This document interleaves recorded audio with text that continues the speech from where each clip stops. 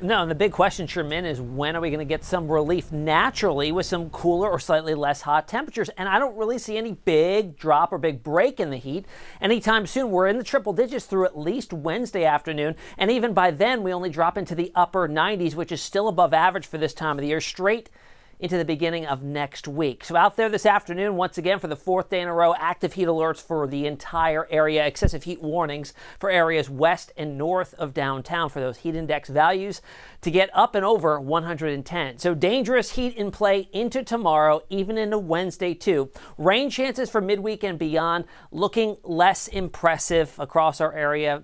Not a good thing. And no real break in the heat anytime soon, as you saw right in through early next week. All right, we're already at 95, so well on our way to another triple-digit day. We've already had 9 so far this year, coming off of 2021 that we had none. Feels like 104 now with dew points in the low 70s. 95 at Brenham, 96 in Columbus, Hobbies at 95, Tomball sitting at 96, and then there's what it actually feels like if you're stepping outside to go grab some lunch.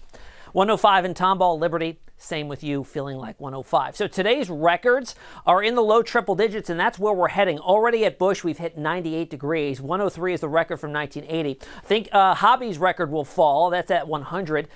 Set back in 98, and Galveston too, likely heading towards that record set back in the 1800s. It'll just be one of many that have fallen in the Galveston area so far this year. So this afternoon, 97 by 1 o'clock. I think we're in the triple digits by 5 p.m. It'll feel like 110, if not a little bit hotter with that heat index value. Across the area now, things are quieter. Now, earlier this morning, some of you lucked out with a few very isolated showers, downpours, and thunderstorms. See, they pretty much developed along I-10 and dropped their way south. We may see a few isolated showers out there later this evening, but not very many. You can see here on FUTURETRACK here, this time north of I-10 before they fizzle on out. And then into tomorrow afternoon, more of the same. These are just driven by the daytime heating, interacting with the sea breeze boundary that sets up each afternoon. And then by Wednesday afternoon, we start things off quiet, but look what happens Wednesday night into Thursday. A weak boundary tries to drop its way in from the north and fire off some more widespread downpours. We'll have to watch this carefully, and hopefully it does come to fruition. Let's jump out in the tropics now, where the majority of the Atlantic basin's quiet due to mainly this big plume of Saharan dust. But in the northern Gulf of Mexico that we've been talking about being so warm lately, with a boundary dropping on in, we'll see the potential here for some weak tropical development right off the coast of Louisiana. That's about 30% chance over the next 5 days. Highs this afternoon, 102 at Houston, 103 out in Katy, 101 in Sugar Land. There's your 7-day forecast, just hot all the way throughout the weekend.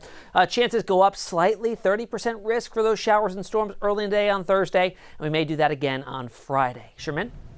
All right, Tim. And with all this heat, don't forget to download our Hurricane Preparedness Guide. Just point your phone at the code on the screen to download it, or head to KHOU.com/hurricane.